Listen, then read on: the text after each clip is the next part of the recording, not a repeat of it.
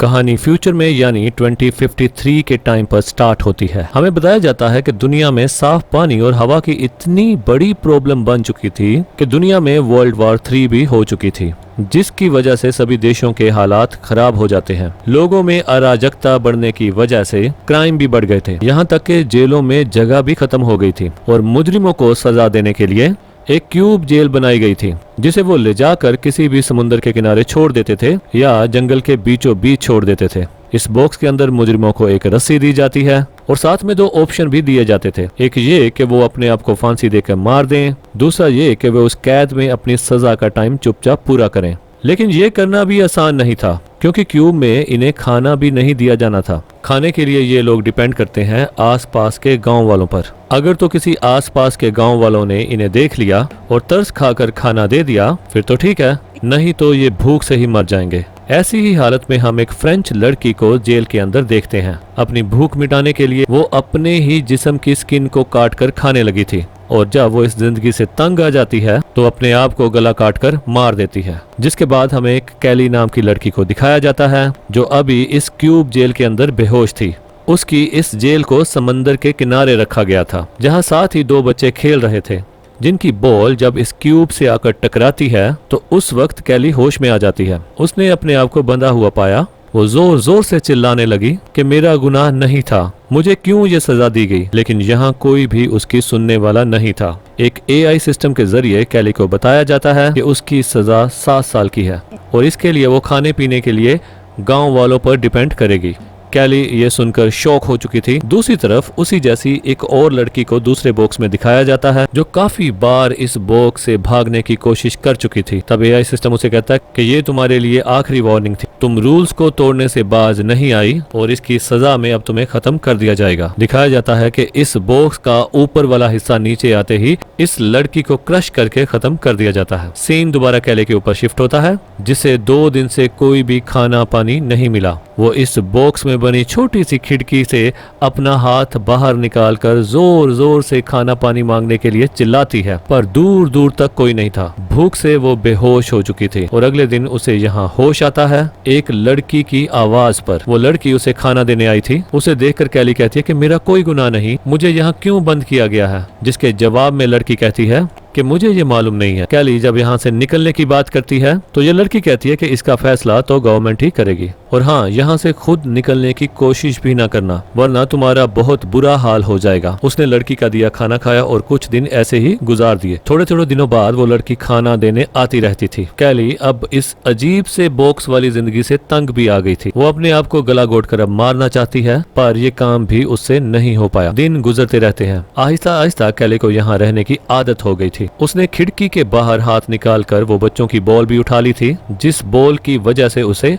होश आया था। टाइम पास करने के लिए वो समंदर की लहरों को देखती है और इस बॉल से खेलती है। कैली ने जितने भी दिन यहाँ जेल में गुजारे थे सभी अच्छे गुजारे थे, इसलिए AI उसे बताता है कि उसे एक दूसरी जगह शिफ्ट किया जा रहा है, जहाँ ज्यादा लोग उसे खाना पानी देने के लिए आते रहेंगे। यहाँ जंगल में उसके पास एक लड़की आती है और उसे पूछती है कि तुम क्या कर रही हो। कैली बताती है कि मैं मेडिटेशन कर रही हूँ, जिससे मुझे यहाँ रहने में हौसला मिलेगा। मुझे 7 साल की सजा हुई है। ये लड़की अब उससे पूछती है कि तुमने शेक्सपियर के बारे में सुना है, ये किताब ले लो, इसे पढ़कर तुम्हारा टाइम अच्छा गुजर जाएगा। जिसे कैली लेने से मना कर देती है क्योंकि ये जेल के रूल्स के खिलाफ था। अब लड़की उसे खाना देकर चले गई थी। कैली जब खाना खा रही होती है तो उसे पता चलता है कि उस लड़की ने एक छोटी सी किताब उसके खाने में छिपाकर उसे दे दी थी, जिसे वो AI के कैमरे से छुपा लेती है, क्योंकि अगर AI के कैमरे ने इस किताब को उसके पास देख लिया तो वो रूल्स टूटने पर कैली को बहुत बुरी सजा देंगे और अभी वो कोई भी दर्द नहीं चाहती थी। एक दिन हम देखते हैं कि कैली अपने पास जमा हुए पानी से नहाती है, जिसके बाद वो उस पानी को खिड़की के बाहर फेंक देती है। ये उसके पीने का पानी था जिसे वो वेस्ट कर चुकी थी और ऐसे वो एक रूल तोड़ चुकी थी, जिसकी सजा में उसे वापस उसी आइलैंड पे भेज दिया जाता है जहाँ कम लोग आया करते थे। अब वो लड़की जिसने पहली बार कैली को यहाँ पर खाना दिया था वो उससे पूछती है कि तुमने ऐसा क्या बुरा किया कि उन्होंने तुम्हें वापस यहाँ भेज दिया। कैली उसकी बात का कोई जवाब नहीं देती, उल्टा उसी से सवाल कर देती है कि तुम लोग फैसला कैसे करते हो कि किस कैदी को खाना देना है और किसको नहीं। लड़की बताती है कि इस बात का डिसीजन हमारे मॉन्क लेते हैं। मेरी कोशिश यही होती है कि मैं ज्यादा से ज्यादा लोगों को खाना दे सकूं, लेकिन इस समंदर के इर्द इर्द गिर्द मौसम बहुत ज्यादा खराब रहता है, हर रोज यहाँ आना पॉसिबल नहीं होता और ऐसे बहुत से कैदी भूख से मारे जाते हैं। इस लड़की के यहाँ से जाने के बाद कैली के पास दो चीजें थी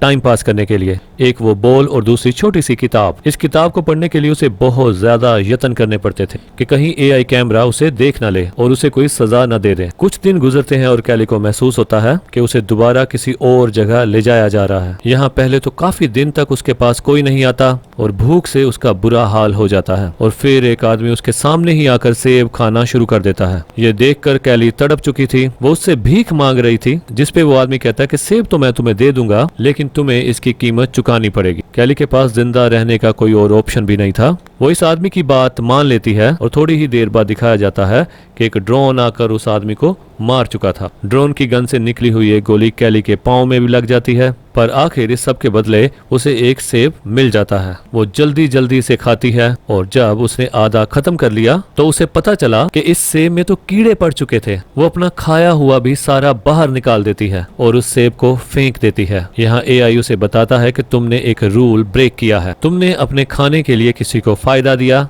ये रूल उसके खिलाफ था, तो इसकी सजा केली को मिलती है कि उसे अगले 7 दिन तक सोना नहीं है। केली के पास कोई दूसरा ऑप्शन था ही नहीं। इस सजा को पूरा करने के लिए 2 दिन गुजर जाते हैं। केली का दिमाग अब नींद की वजह से फटने लगा था। जब भी वो आंख झपकाती तो एआई सायरन बजा देता। ऐसे ही करते करते 5 दिन गुजर जाते हैं और आखिरी 2 दिनों में अपने आप को जगाना उसके लिए काफी मुश्किल हो गया था। वो अब जोर जोर से अपना सर दीवार में मारना शुरू कर देती है ताकि उसके सर में दर्द होता रहे और उसे नींद ना आए। 7 दिन लगातार जागने की वजह से उसे अजीबो गरीब इल्यूजन्स आने लगे थे। वो यहाँ अपने आप को किसी महारानी के रूप में देख रही थी। आखिर उसकी सजा खत्म हो जाती है। जैसे ही उसे ये बात बताई जाती है तो वो फौरन से सो जाती है। अपनी नींद पूरी करने के लिए वो कई दिनों तक सोती रही और अचानक उसकी आंख खुली पटाखों की आवाज से। एआई ने उसे बताया कि आज न्यू ईयर है। एआई उसे भी न्यू ईयर विश करता है लेकिन जवाब में कैली कुछ भी नहीं बोलती। इस कैद में उसे कोई खुशी महसूस नहीं होती थी। एक दिन कैली के पास एक बूढ़ी औरत आती है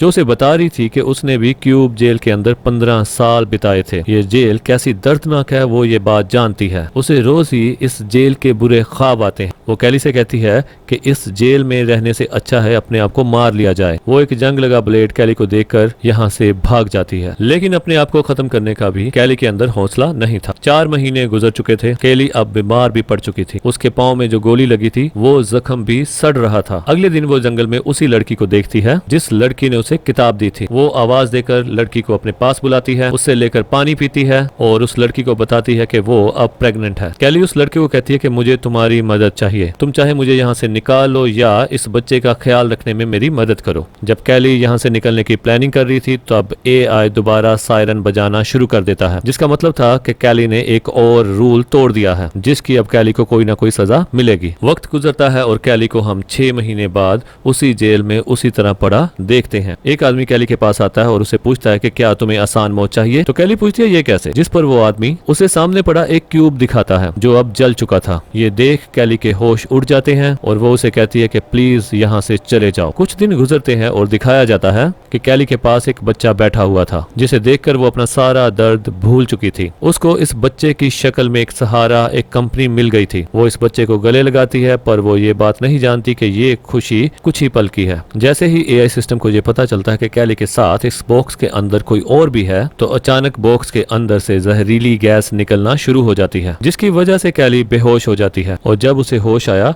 तो उसे पता चला कि उसे बेहोशी में बहुत ज्यादा मारा गया होगा और साथ ही उसके बच्चे को भी उससे छीन लिया गया था। उसके मुंह से बहुत ज्यादा खून निकल रहा था और वो जोर जोर से चिल्ला रही थी इस दुख में कि उसका बच्चा तो उसके पास छोड़ देते पर यहाँ कोई उसकी आवाज सुनने वाला नहीं था। उसका इस बच्चे को पैदा करना भी रूल तोड़ने के बराबर हो गया था और उसके बॉक्स को बिल्कुल समंदर के पास लाकर रख दिया जाता है। हर आती लहर के कारण उसके बॉक्स के अंदर समंदर का नमकीन पानी गिरता था जो कि उसके जख्मों को जला देता था। कैली इससे बहुत परेशान थी। थोड़े ही दिन गुजरते हैं और समंदर में तूफान आ जाता है। इस बॉक्स के अंदर तेजी से पानी भरने लगा था और इसीलिए इस बॉक्स का एआई सिस्टम खराब हो चुका था। ये बात जैसे ही गवर्नमेंट को पता चलती है तो गवर्नमेंट की तरफ से कैली के क्यूब को ढूंढकर तुरंत ही उसे तबाह करने का ऑर्डर दे दिया जाता है। हम देखते हैं कि जैसे ही एआई ड्रोन्स को कैली का क्यूब मिलता है तो वो उसे शूट नहीं करते बल्कि यहाँ से उठाकर कहीं ले जाने लगते हैं, पर रास्ते में आसमानी बिजली इस ड्रोन पर गिर जाती है जिसकी वजह से इस ड्रोन में आग लग जाती है और कैली का क्यूब भी टूटकर खुल जाता है। और इस सब के 2 दिन बाद हमें दिखाया जाता है कि कैली का क्यूब भी टूटकर एक तरफ पड़ा था और वो आजाद उसमें से बाहर थी। फाइनली उसकी दर्द और तकलीफों वाला ये पीरियड खत्म हो चुका था, वो अब आजाद थी और इसी के साथ